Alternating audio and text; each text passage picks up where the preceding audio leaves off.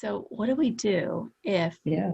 even though it's the value or an expectation that we have that we've just given to ourselves, how do we go about realizing, oh wait, this isn't realistic, and forgiving ourselves for that? Yeah, it's kind of like it could also be like as a teen, maybe we have an experience of, as a parent, this isn't for us, but like a parent could have this ideal of like my parent, my teen will never rebel, or my teen will never Mm. argue with me, or we have this, and it may not even be like a My teen will recognized never expectation. smoke or drink or Right. have sex or whatever we think our teens are never going to do. And then all of a sudden that happens. How do we be gentle with ourselves in not attaining the goals, maybe out of unreasonable goals, but not able to attain the goals that we set up for ourselves?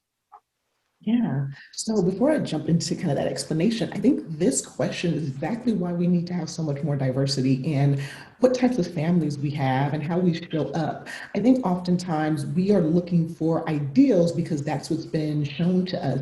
I often talk to families and I'll say, when you were younger, what family did you want to be like? And, people never are at a loss for words on, oh, I wanted to be like, this family on the Brady Bunch. Or I wanted to be like, Carl Winslow and the family over here, and like I wanted to be like Fresh Prince and have Uncle Phil kind of energy, right? And so we have all of these ideals for what we want even before we have kids. I think we always are like, what type of parent am I going to be?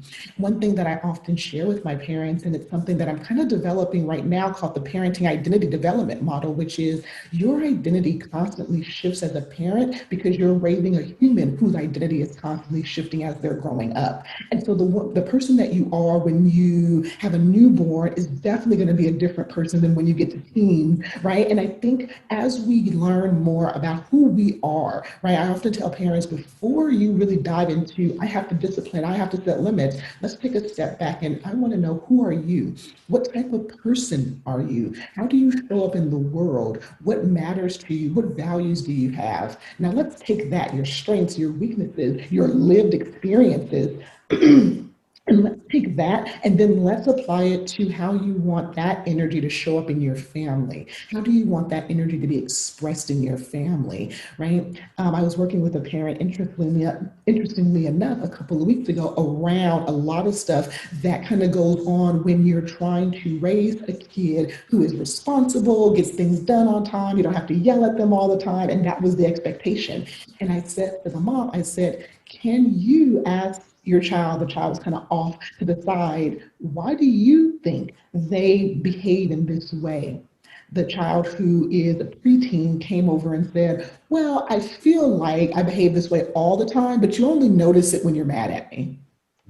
And you could see the mom's face kind of be like, okay, right? And I just asked her, I said, is that true for you? Do you feel like that's something that's true? That he kind of always has this personality, but it only seems to really worry you when you're already kind of in a state of stress.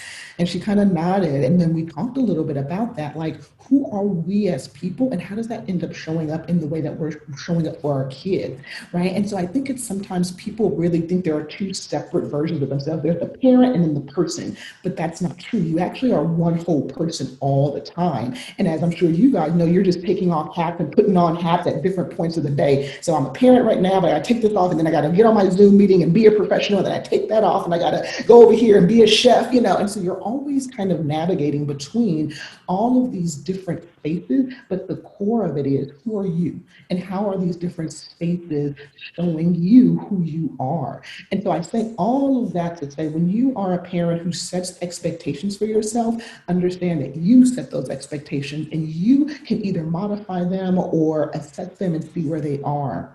I often tell parents there's a difference between an expectation and a goal. An expectation is something that we hope will happen, we pray to happen, we wish will happen. A goal is something that we actually take steps to work toward, and either we get there or we don't, but along the way, we're constantly developing and we're constantly learning. And so I teach parents, it's better to set goals for yourself in your parenting than to say, I need to be here, because that can happen maybe, but it's not something that there's steps to. There's not something that there's kind of a system them in a rhyme or reason to. But when you set goals like, I don't want my child to yell as much, then we're saying, okay, we can work towards that. We're not just hoping one day my kid wakes up and we don't yell at each other. We're really working towards, okay, what can we do to support each other on not yelling as much, right? So if we yell 10 times a week, let's get it down to 8, and then let's get it down to 5, and then maybe have that sweet spot between 1 and 3 times a week we yell at each other, right? And these are goals, right? It's not like we're going to meet it. It's a goal where it's like, let's work towards getting to it. And I think if we help ourselves with those